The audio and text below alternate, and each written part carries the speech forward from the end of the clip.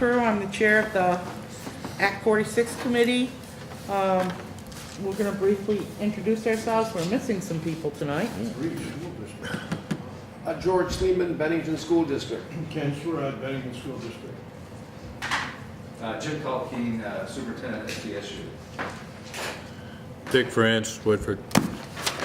And Richard Bump, Recording Secretary. we're missing Jim O'Connor from Pownell. He did call me and tell me he wasn't coming because he has company in town that he hasn't seen in a while. So Jeff Lee. Jeff Leake from Shasberry, I have no idea, and I don't know what happened with Matt Patterson from North Bennington. I have no idea why they're not here. Act 46 is a law that was enacted by the legislature last year that is making the school districts in the, Vermont look at consolidation. The superintendent is going to tell you the different types of consolidation we can do. But to start out with, I want to tell you the consolidated functions of the supervisory union already. So we have administrative, which is the meeting management, legal services and policies, curriculum, which is our professional development, unified curriculum, unified materials, special education. We have a program called NECC.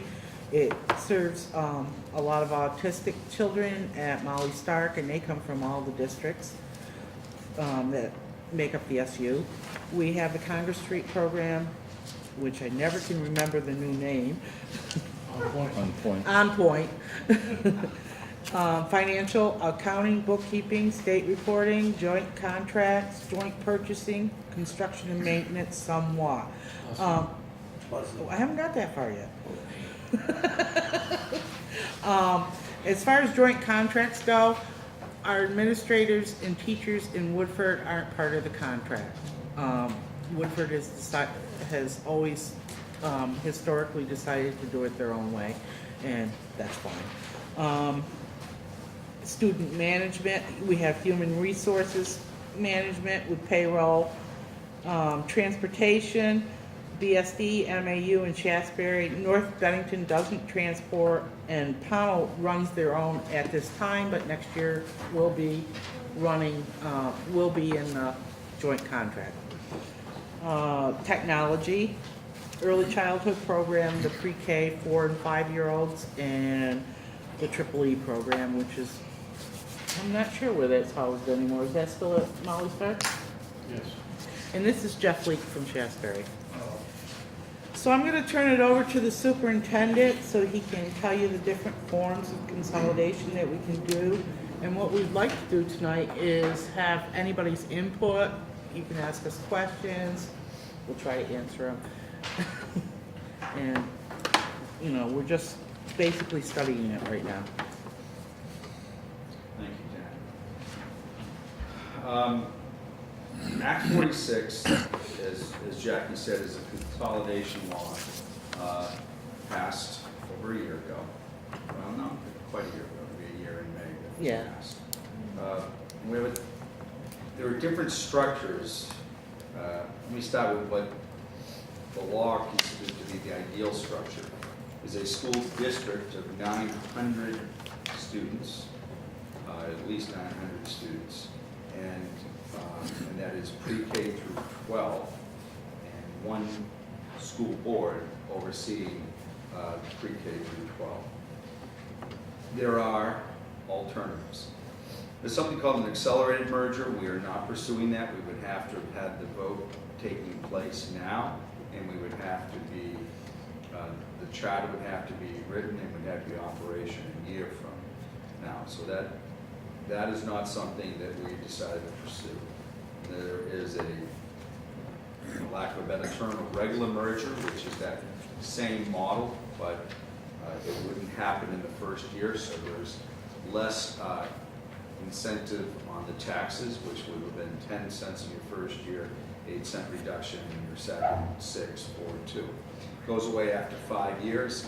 It's not meant as a permanent savings. It's really meant as funding to give offset of costs for the study of Act 46 and the implementation of any merger. we anticipated that your legal bills would significantly go up in that first period, because for one thing, you'd have to draft a new charter and the cost of all of running those elections. There's also a side-by-side, which is two districts that form a merger. It has to be a merger of at least two districts. One side would operate all pre-K through 12, and the other side can tuition some or all of the grades. So that would be how a side-by-side merger works. And that would have to be approved by the electoral by July of 2017, and that's actually for the regular merger too. They would have to approve it, so we would have to, there is a clock ticking on this. Then the last is what's called an alternative structure, and there really isn't a guideline on that. We would have to, and I will speak to what has been mentioned in previous meetings, that we feel, and I know Jackie alluded to this, that we already have a lot of efficiencies in how we operate, and if by the time we complete all these public forums, and then this board then convenes again and decide what recommendations they're going to go back to their own committees with, and if the recommendation would be that we think we're already efficient enough the way we are, then the task that we would have is to prove to the state that we are efficient the way we are operating, and this is why we should be allowed to operate the way we have been operating. And that process, that approval process, is we have to submit that to the Secretary of Education, then we take it to the State Board of Education, and they would approve what that alternate structure may or may not be. And it could be, everything from we argue that we are, as we are now, or maybe tweaking that a little in some other areas where we're not consolidated, or some other structure that we haven't even come up with and discussed with yet. The purpose of why we're here today is on to every town but Bennington now. We'll have to still have a meeting with Bennington. Oh, North Bennington too, thank you. Dick reminded me. So there'll be like 2 more meetings. Two more meetings. Yes. And then this committee will then take that feedback that we've heard from the communities and deliberate over what we think is best direction. The thing that I should mention is when I say that there is a timeline by 2018 if we've done nothing, there is a provision in the law that would allow Secretary of Education to do a forced consolidation or realigning of districts to become a supervisory union becoming a school district. Again, their preferred model, minimum of 900 students pre-K through 12, one school board. And that leads to a lot of discussion. Okay? And Jack? This committee, when we meet again as a whole, after we visit all the communities, we will be making a recommendation to our boards. Our boards are the ones that will decide, not us, what direction that we should go. What they feel is best. Yeah, that they feel is best. So, I should point out that one reason why we did not pursue the accelerated merger is not just because we were dragging our feet. That wasn't the reason at all. It's all school districts in that supervisory union would have to be on board for an accelerated merger, and North Bennington being the question that they have school choice pre-K through 6 would make them ineligible to join the accelerated merger. So that really wasn't an option for us. good. I get, there's a little history involved in this coalition process, and as I was doing the research on it, in my years on school boards, we took a look at things in 1992 with the Century Fund study. The LEAD think tank reform study was in 93. In 95, there was a unified study where we thought we were going to consolidate a lot of the services that we have since consolidated. 1996, there was a vote, should 7 districts of the SVSU vote to form one unified district, and it went down in flames. In 2004, there was an SVSU governance study. In 2006, a student redistribution study. 2011 was the RED study, and here we are in 2015. So all of these appear to be state-supported, and I guess my fear is that we have to take some kind of action to describe what we want to look like, or the state will do it for us. Not to say that I agree with a different form than we are now, just to say that we need your input about what kind of statement we're going to make.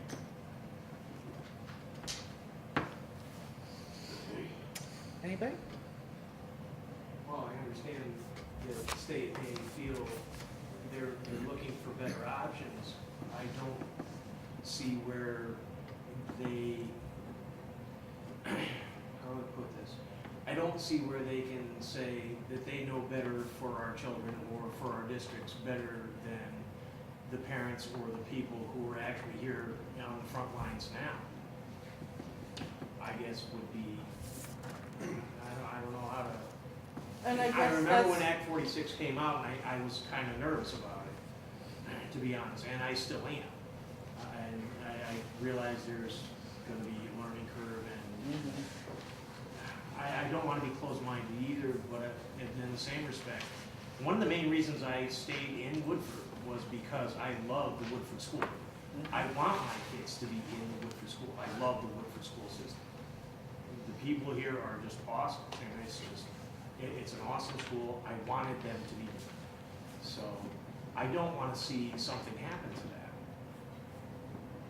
I don't know what else I could add to that. I'm nervous about that. I can honestly say that you are saying mostly what everyone on this committee has said, that about we know better. We feel we know better than the state does. I can tell you that I think it would be a shame for Woodford School to close, because I had 2 grandchildren go here, and they had a well, actually 4, and they had a wonderful experience. I forgot about the other 2. Yeah, that's on TV now, though. They live in Cambridge, they won't remember. I'll remind them. But anyways, so, you know, I do know that you have a very nice school down here. It's very family oriented. It's the center of this community. I would hope that anything that we come together at, and if we decided to cut and consolidate, that there could be some language written in that we would not be closing schools. That's what I think everybody's worried about. I mean, I know Shasbury doesn't want their school closed. Pownell definitely doesn't want their school closed. North Bennington doesn't want theirs. You don't want yours, and we can't close the school in Bennington. Right. But we would like to. It would be nice if we maybe send a couple up. You know, different ways. We've had people come to our school board meeting and ask if they could go to Woodford. Because of our charter, the way it's written right now, no, they can't. We have to educate them in Bennington. I think there's opportunities for 46 to strengthen the, small school. I don't know what the capacity of Woodford would be, but, Jackie's absolutely right, to the opportunities to maybe send more students there. The law is clear that it's not the intent to close schools, that's what the law says, but the reality, of course, could be something different, but we would have to write a new charter for whatever this new combined district looks like. And could a provision be written into the charter that no school would close without the vote of that town as a protection of that? Yeah, that's what I'm hearing is happening in other towns, other supervisory unions that are pursuing this, that they make a pledge that, Woodford would have to vote to close their school for that to happen. Doesn't mean that,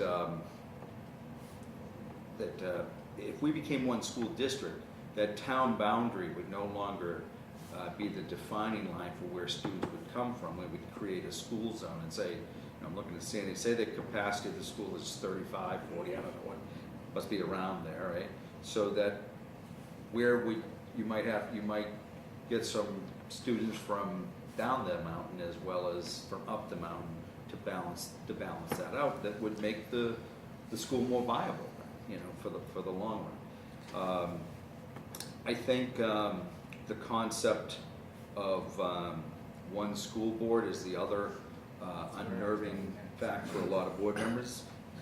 How do you protect, you know, your interests of your town and what you hold near and dear to you and your kids when it's now a unified board? I use the example of it would function under the state's preferred model, the way Mount Anthony board is, you know, it's made up of all the different towns on one board, but instead of overseeing just the high school, it would be overseeing pre-K through 12. That's the model that preferred model. And I'm not advocating for one or the other this time.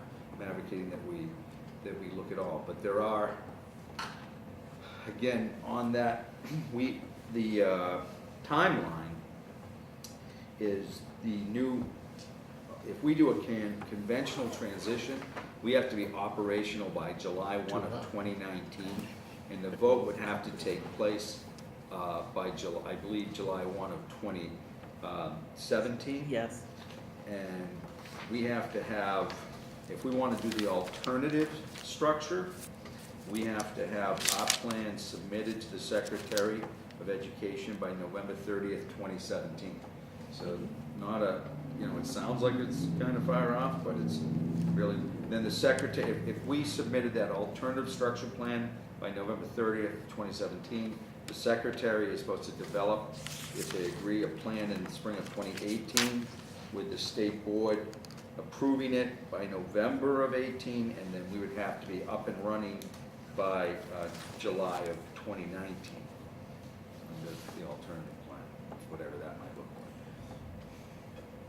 like. And I have to say, every community we've been to, their biggest concern is their school board, other than their school. Because that's your voice, that's, you know, and it is a change of how things have been done for years, and now to say that, you know, if you're having an issue with your school, and now you're going to a big combined school board to be heard rather than the board that you know and are comfortable with, that's a transition, that's a change, and I don't know how well that is going to be accepted. So how do we come up with an alternative that keeps some semblance of local control and keeps the individual town schools open, yet satisfies the state requirement that we show that we're consolidated, will be a challenge.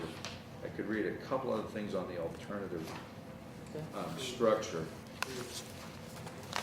So an alternative structure, that the student count, again, none of this should impact us because we're large enough anyways. It's not 900, it's 1,100 students on the alternative structure. And it's supposed to be the smallest number of school districts practical. It doesn't define what that is, and so we don't know at this time what the Secretary of Education or the Board of Education would decide. But we have to operate in a manner that maximizes efficiencies through economies of scale and the flexible management, transfer, and sharing of non-financial resources among member districts.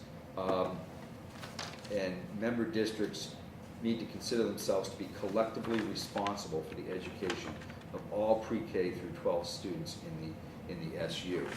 So when I say, we may have already done.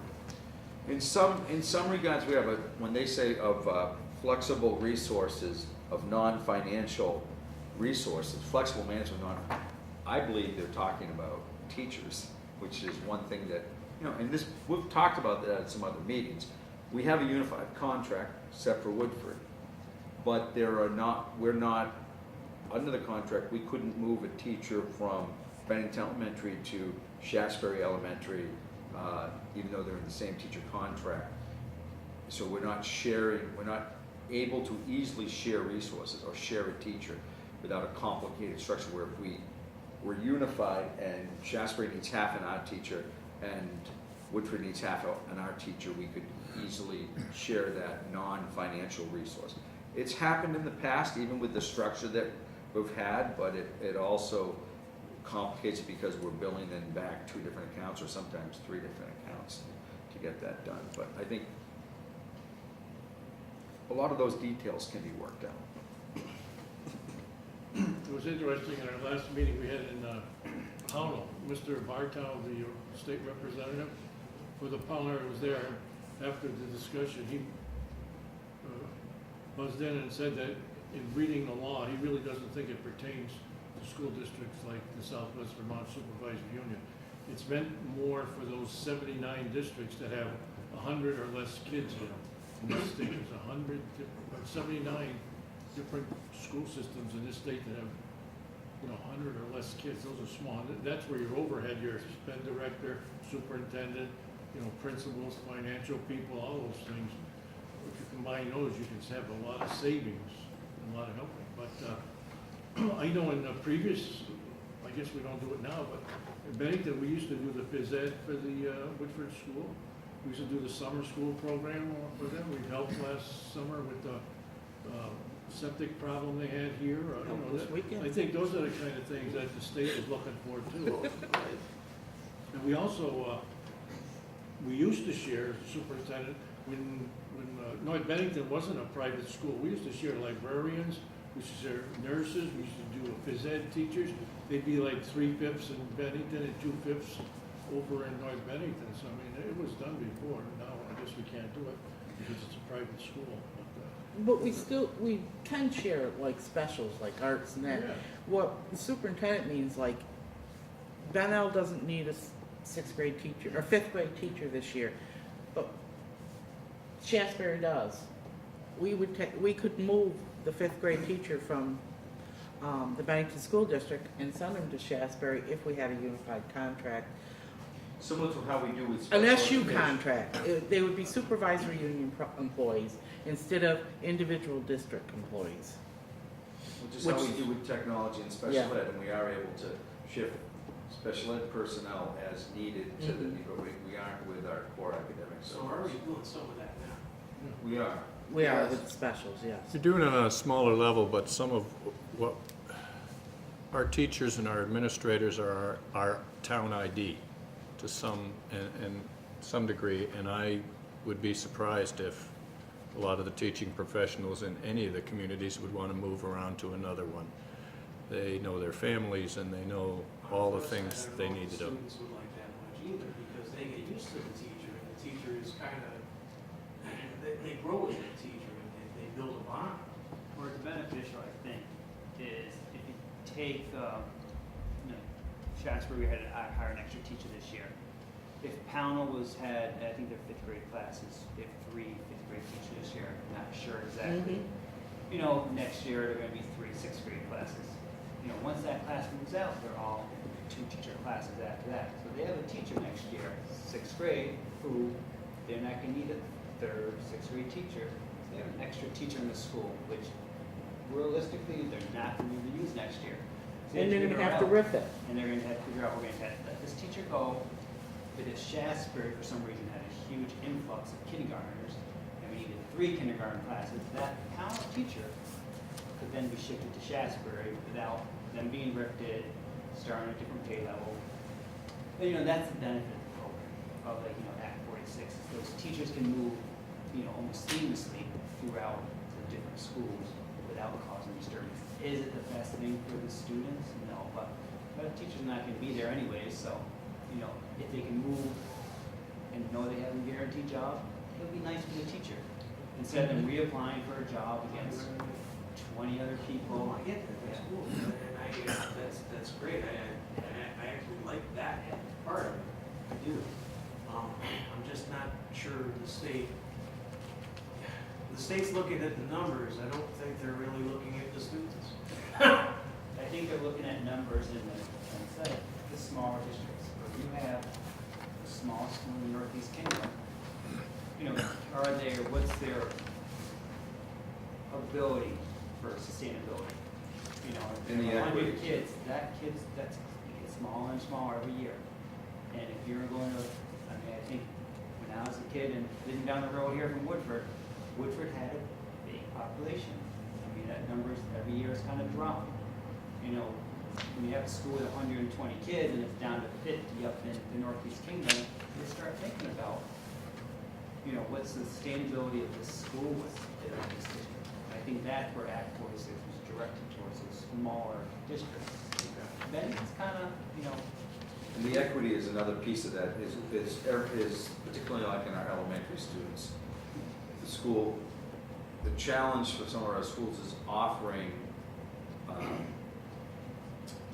a lot of electives, or additional educational opportunities for our students because we don't have the economy of scale. We tend to do it, but I think what the state, particularly in some other areas, are going to be looking at. So if we apply for that alternate structure, we're going to need to demonstrate that the education that all our elementary school students are getting, whether they're from Woodford or Pownell or any, is basically the same educational opportunity in each district, which we assure at the middle school and high school, because that is combined, so everyone has that same educational opportunity. We got to make sure that we can demonstrate that everyone has that same educational opportunity at the elementary level. Is there, everyone have the same amount of art, and have the same amount of phys ed, and the same amount of computer access. Computer access. Another question would be, wouldn't that proof already be there? Because you're having all these elementary schools meet at the middle school, and they have to be prepared before they get there, right? I would think that we would be able to gather evidence and data to support that argument. I don't know how, I don't know what that application is going to look like from the state yet for that, and what they would be looking for documentation. Because the other thing that we can demonstrate is we have a unified curriculum pretty much throughout the district. So in the professional development training that our teachers receive, professional learning that our teachers receive, is uniform throughout the district. The opportunities are there for everyone. So those are things in our favor. Does the curriculum and the books, it's the same in Woodford as the rest of the district this year?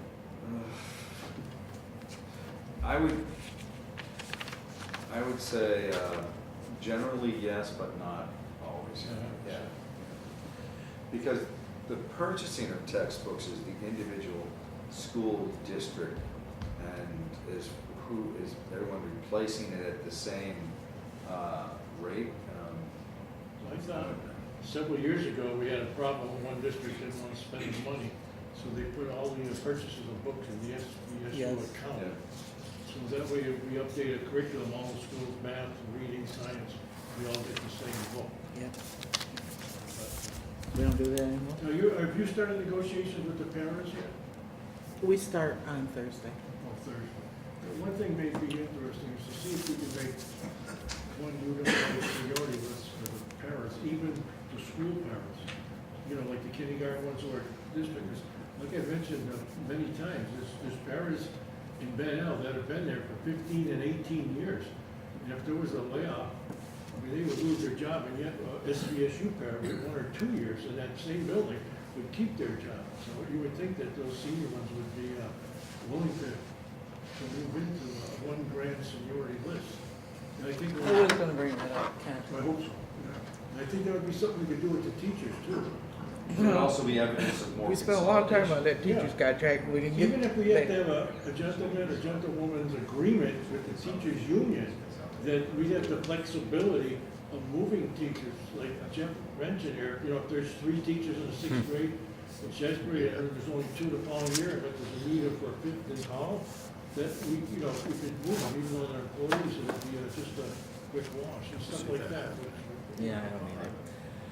And I think the more we can do with the Woodford, you know, because they were gracious enough a few years ago that you would take us on an environmental trip, and now the board members are, and BSD are screaming, you know, they want to get the money to have the Next year, newer classes. they all go.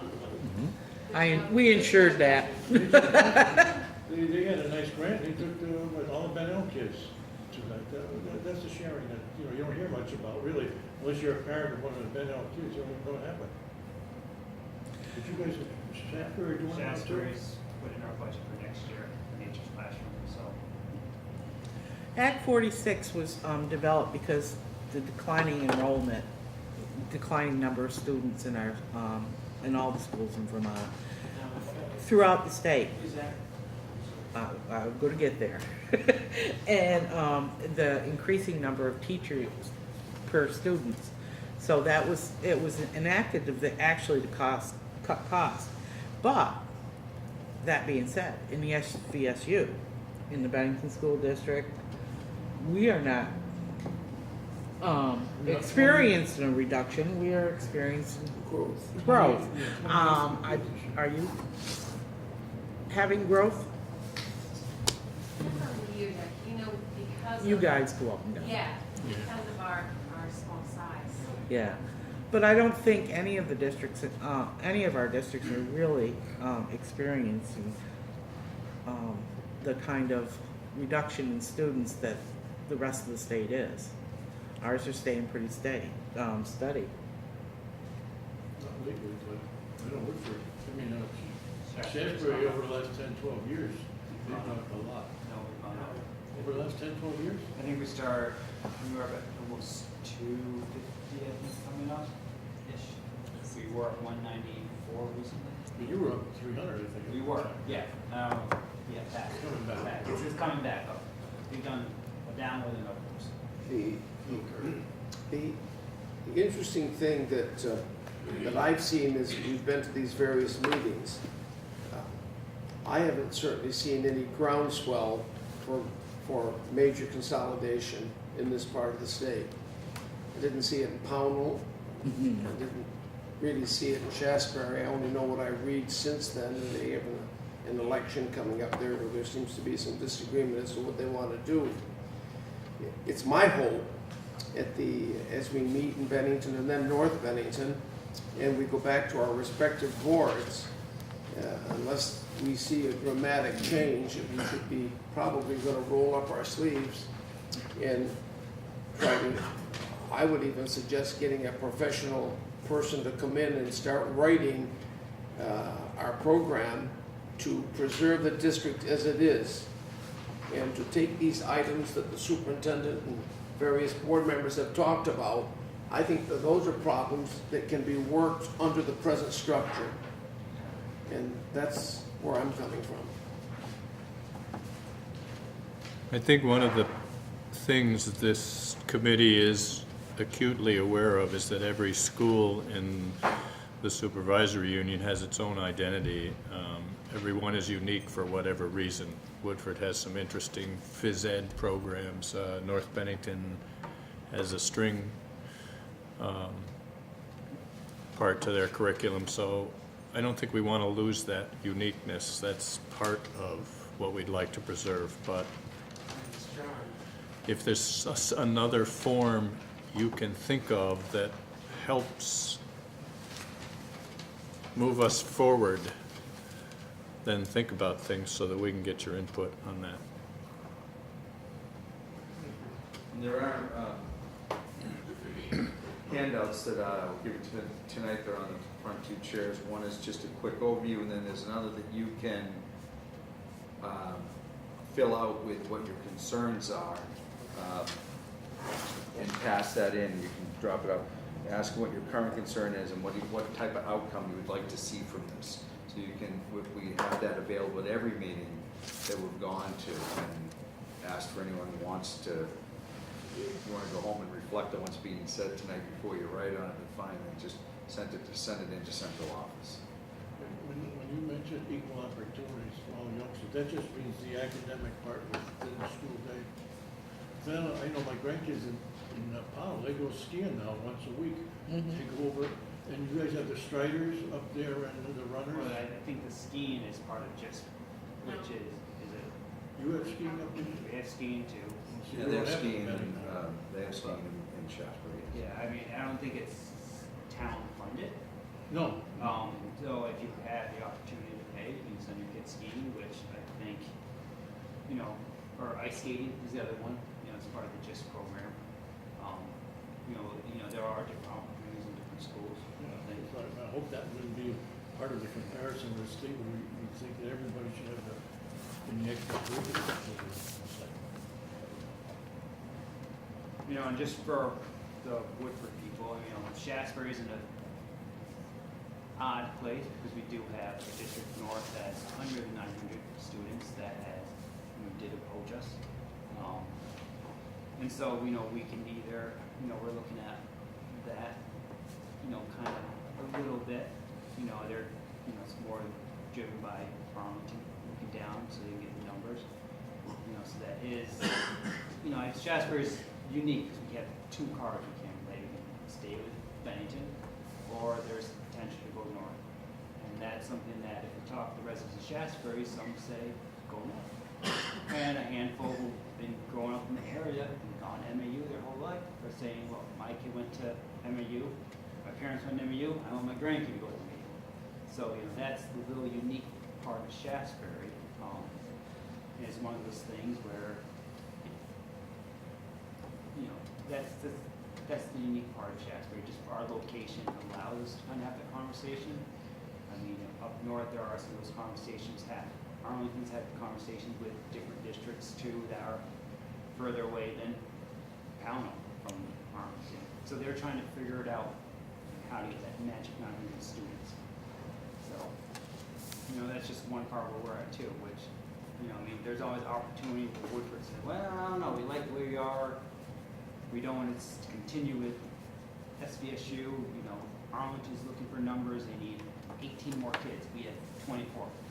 You know, we want to jump on board. So there are those potentials, but I don't know if I'd advise it. You know, I mean, it's a lot to consider. You know, because it's really, you know, what you're known for. You know, it's like it's your community. You know, it'd be hard to say, yeah, I want to send my kid to Arlington, but you know, I went to MAU.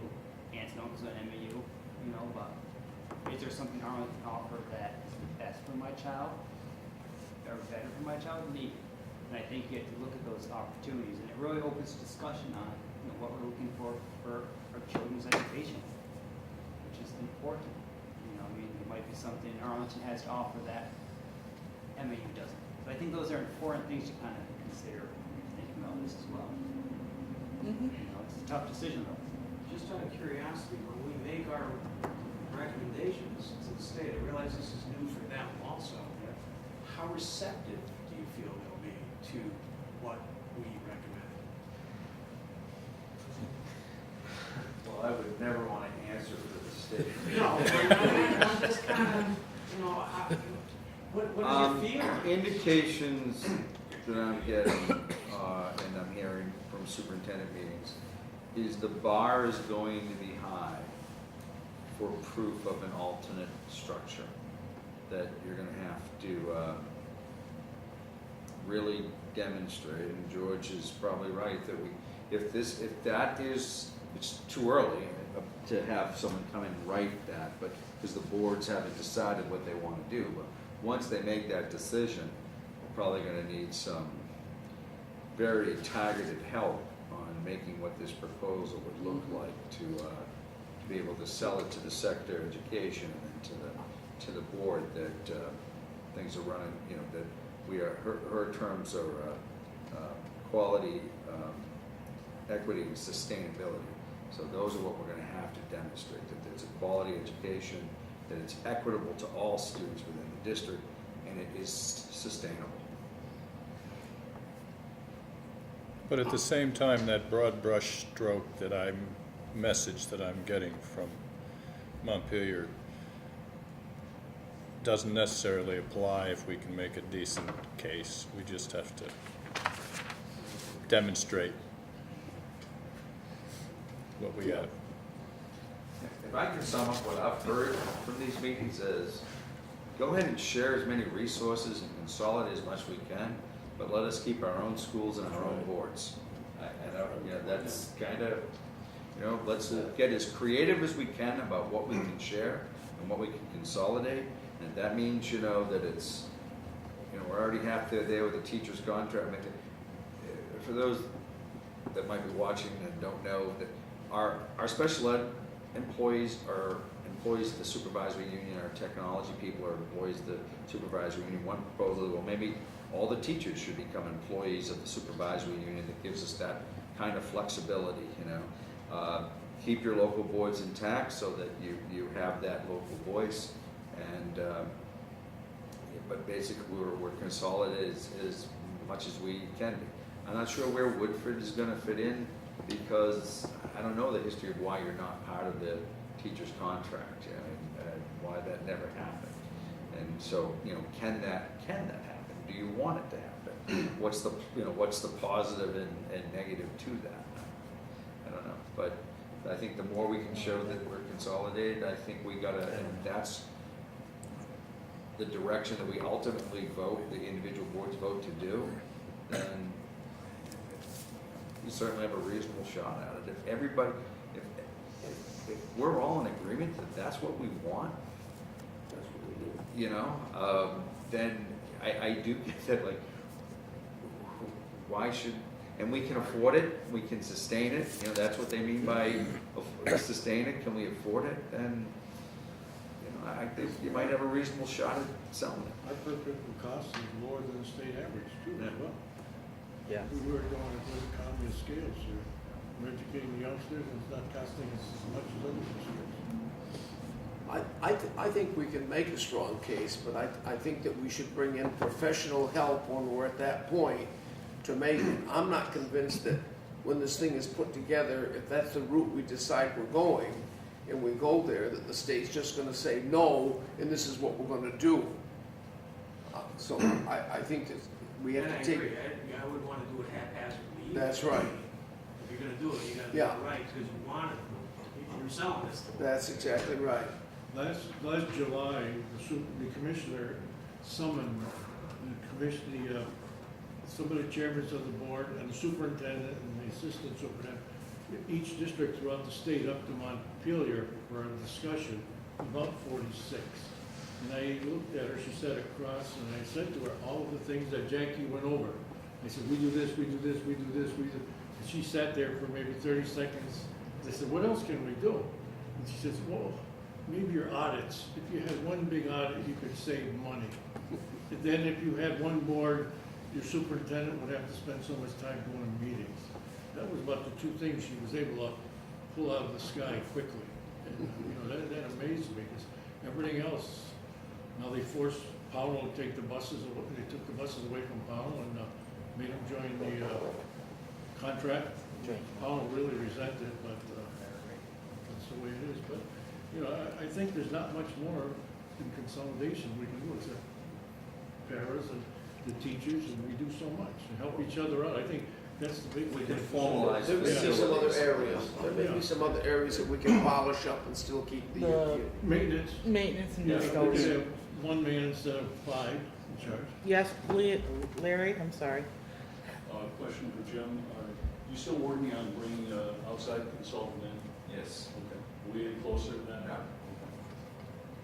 Part of it is the one that we talked to is also working with Alfred, and is feeling that it may be a conflict for him to be advising both on consolidation and what I'm hearing from the state is they don't have enough consultants to go around, trained consultants to go around.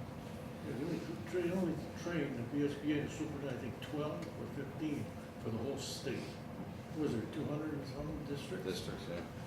So there's really being stretched. Does anybody else have any questions or comments?